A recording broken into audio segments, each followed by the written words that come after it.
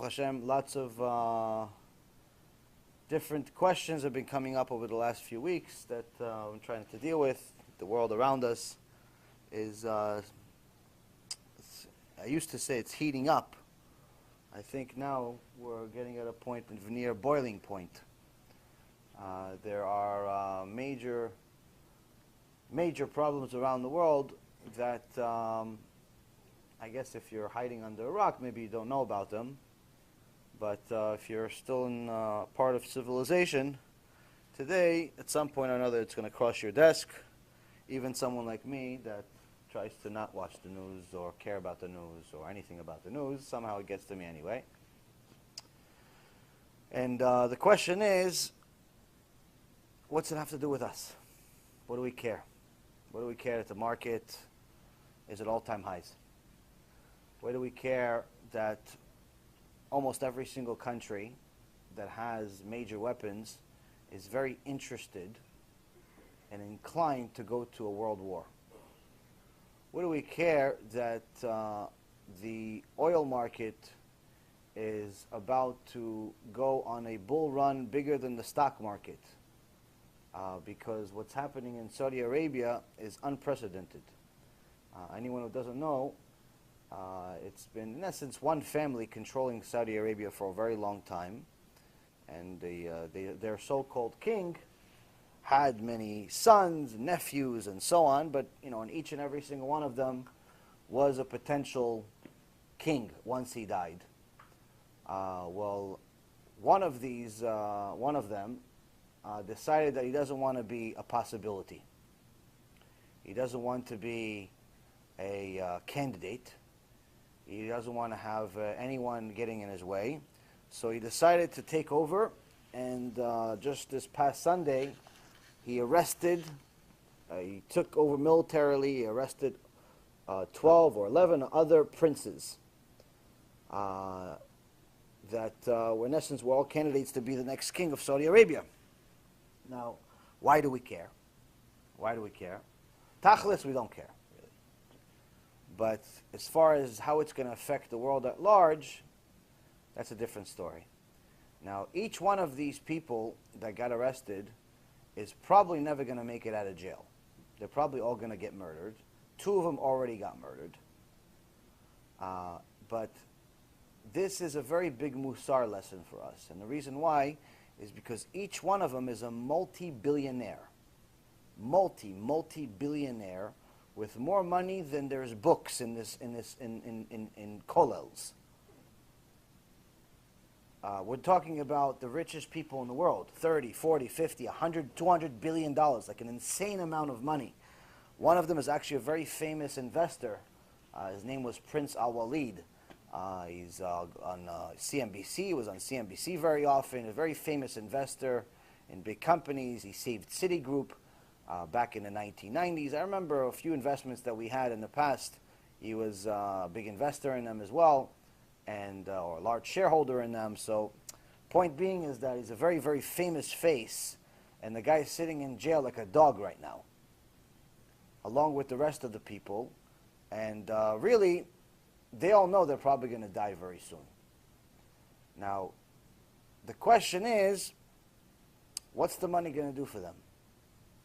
Now, each one of them has more money than we have limbs and proteins and thoughts and ideas and everything else you can imagine. We have more money than that. What's it worth? Nothing. Because this guy that's taken over is going to take all of it, and it's going to change the world market forever. And the reason why, he's going to take all of it. He's going to take all of their possessions. So imagine there's going to be one guy that has the money from all of these people. So we'll probably talk about this guy is going to be the first official trillionaire in the world. But aside from that, this is going to cause major chaos in the oil market, because Saudi Arabia is the #1 oil provider in the world. And so this unsettlement, this whole insanity, causes investors to panic, which means that oil most likely is going to double, triple, or quadruple in price in the coming months. Not that I'm in the investment business anymore, but if I was, this is very, very obvious. Now, this means gas prices will go up. This means that the precious metals will most likely be affected. This means the stock market will be affected. But most of all, this means that we're going to war. This means we're going to war. So Saudi Arabia is already very hot, and this guy specifically hates Iran, probably as much as the Jews hate Iran. And he's very, very interested in going to war with them, to such an extent that he even contacted the government of Israel, asking them if they join forces with him to go against Iran. If anyone doesn't know, a few months ago there was a big story about the Trump family, because Ivanka Trump converted to Judaism, and a lot of people had questions about whether it's a legitimate conversion or not. And long story short, so people have been pretty much, monitoring her life with with a microscope. Every time a little banana fell and she was next to it, hey, is that Chilul Shabbat? Is that every single thing they did? Listen, I don't know if they're righteous, wicked. I don't really care. It doesn't make a difference to me. But I do know is that somebody has to pay the bill in Shemaim at some point. So that doesn't, But anyone that spends their life monitoring the Trumps or monitoring anybody else in the world should really be monitoring themselves. We were talking about before the shiur. I learned from a friend of mine, Rabbi Shilo, that anytime you see somebody in the Knesset, you see that the tefillin sometimes moves. It's not straight. Happens. You don't look at your forehead the whole time. So usually when you put it on, some people use a mirror to make sure it's straight. But the point is that even if you put it on straight, sometimes you pray, you move, the tefillin moves. So you have to straighten it, but you don't know because it's on your head. So the Baalei MUSSAR say that anytime you see somebody else's tefillin is not in the right place, it's not because Hashem is saying, oh, you tzaddik, you go tell this guy, go tell him, tzaddik, go tell him to fix his tefillin. Yeah, of course you have to do that. But why did Hashem make you see it? Why didn't he make him see it? Why didn't he make somebody else see it? Because your tefillin are also on the side. Meaning you see a problem in other people, that means it's probably in your house too. You see a problem with their Shabbat, it's probably a problem with your Shabbat also. You see a problem in their marriage, there's a problem in your marriage also. That's the reality. So, anyway, a lot of people hate the Trumps, like the Trumps. Doesn't really make a difference. Interestingly, the Trumps went to visit Saudi Arabia several months ago, and a lot of the people that hate the Trumps, were jumping on this because they said, wait, they went on Shabbat. How could she go on Shabbat? Who gave her the heter to fly on Shabbat? So anyway, they made a deal with this guy also. So that's actually also where he got his guts. Again, I don't really care about the politics part of it, but it seems like everything we've been talking about for the last few years about the war of Gog and Magog is happening, whether you like it or not. Gog is rising. Gog is rising, whoever it is. But the Gemara specifically says that the Mashiach is not going to come until everyone is broke. Till everyone doesn't have any money. So, wait a minute. How could this be? The stock market, which I haven't followed in many, many months, but someone asked me about it the other day, so I looked at it. The market is at all-time highs. I mean, it doubled since I left it just a couple of years ago. There's this stupid, illusionary investment called Bitcoin that was worthless when I left a few years ago and became even more worthless today, but people are paying even a higher price for it. So I think it was maybe like 2,000 a couple of years ago, and now it's like 7,000, 8,000. It reached 8,000. The dot-com bubble that we saw in the year 2000 is like a miniature bubble next to the bubble that we're in right now. You have companies that literally generate nothing and are being valued at $50 or $100 billion for absolutely no reason whatsoever. And the few that are generating something are also being valued at extraordinarily high prices. The point I'm trying to make is not to get you guys to either buy or sell anything. That's not my business. What I'm trying to tell you is that the way of Hashem at least what we've seen, is that it's a pattern. There's a pattern of things that happen. And Hashem brings us very, very high. Very, very high. He brings us to an ultimate peak before He breaks everything. We get to a culmination point. We get to a high before everything collapses. If you see every major crash that has ever happened in the stock market history, real estate history, any business history, any crash that has happened on a personal history, people's personal lives, major billionaires, millionaires, whatever, always went that way. Always they hit a peak and then there was no way but down. Sometimes it settled down for a little while and then it was a bigger crash later. But either way, that's generally how it works. Hashem brings you really, really high and then He collapses. And it seems like all of this is happening right now. And the oil market is next, because what's happening in Saudi Arabia is unprecedented. And I think that anyone that's not worried, it's time to get worried, because the money that anyone has in their accounts, investments, and all of that stuff is not going to help them in any way, shape, or form. Because when the eventual crash happens, it's not going to be like any crash before.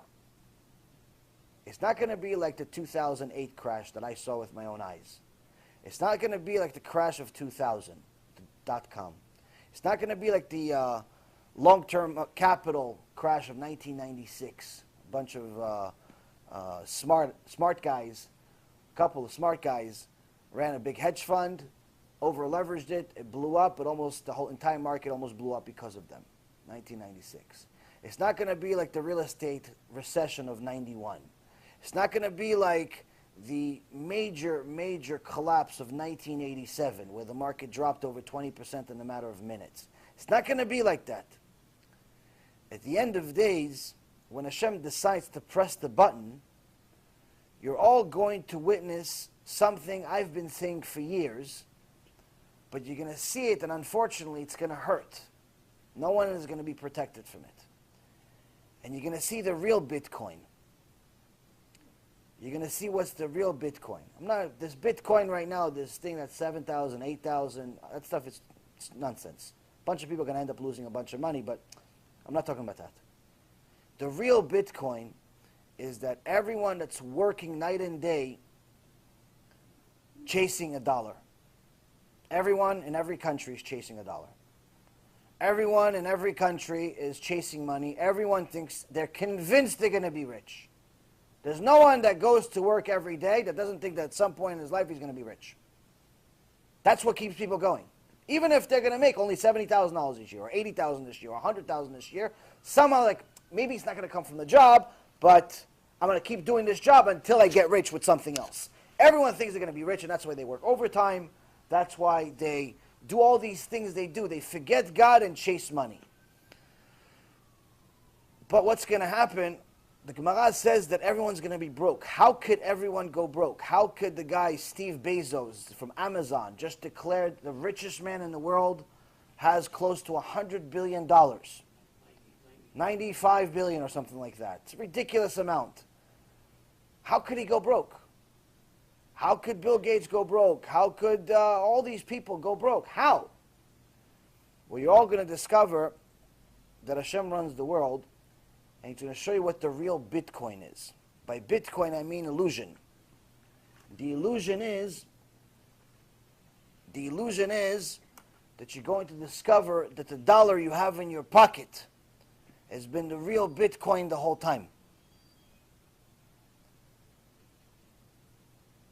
I'm not going to over-elaborate on this financial terms, but just for the purpose of content for you guys, so you understand what I'm talking about, until the late 70s, the dollar was backed by gold. The dollar was backed by gold, meaning that for every dollar they printed, they had an assurance that they have a certain amount of gold justifying the value of the dollar. Meaning, you can print as many dollars as you want, or any currency as much as you want, but if you have nothing backing it, then it's worthless. It's just paper. So until the 70s, and I believe it's 1976, if my memory serves me right, the dollar was backed by gold. At that point, the U.S. decided to no longer back the dollar by gold, make it a freer currency, but they would justify its value by reporting things that are called M1, M2, and M3, which is called money supply. Some of you may know this, some of you don't. It's economy class maybe. Point is that it's a controlled distribution of currency. So you don't just print currency out of control. Because if there's no checks and balances of how much money you print, you just print any amount of money and overnight become the richest country in the world. So obviously there has to be something to control. That's why it was always backed by gold. Because there's a finite amount of gold in the world. So therefore you can't print more money than you have gold. If it's backed by gold, or if it's backed by oil, or if it's backed by whatever. When that stopped, they said, we're going to control it by reporting to you, dear folks, how much money we have, so you know that we're not going crazy. So that was the checks and balance system. What 99% of the population doesn't know is that they stopped reporting the number over 15 years ago. Meaning no one actually knows how much money, how much dollars are in circulation, and no one really cares. Because when the US government needed hundreds of billions of dollars to be printed in a second, they were able to do it just by pressing a few buttons on a computer, and it magically appeared because we needed it to save the crash we had in 2008. All the banks, all the hedge funds, all the different institutions, mortgage companies, Fannie Mae, Freddie Mac, all these different mortgage companies, the money had to come from somewhere. What do you think? They actually printed all of that money overnight? Even if you tried printing it, they would be printing it from 2008 all the way till now and still not finish. So what did they just press buttons? And since it's not being reported or monitored by anyone, they can print as much as they want. Because that shows that they don't have as much. But it's, again, another illusion. The point I'm trying to make is that that's the real Bitcoin. That's the real illusion. Everyone thinks that their money's worth something. So they think, listen, if you think the market's going to crash, I'll sell the stocks. If you think oil is going to go up, I'll buy oil. If you think this is going to do this, I'll do this. If you think I'm going to do this, no. What I'm trying to tell you is that it's all going to become worthless. All of it. At the end of the days, it's all going to be worthless. Oil will be worthless. Dollar will be worthless. All currency will be worthless. It all will be worthless. Which means you have to now decide. Now, the second. Which currency are you going to chase until Mashiach comes?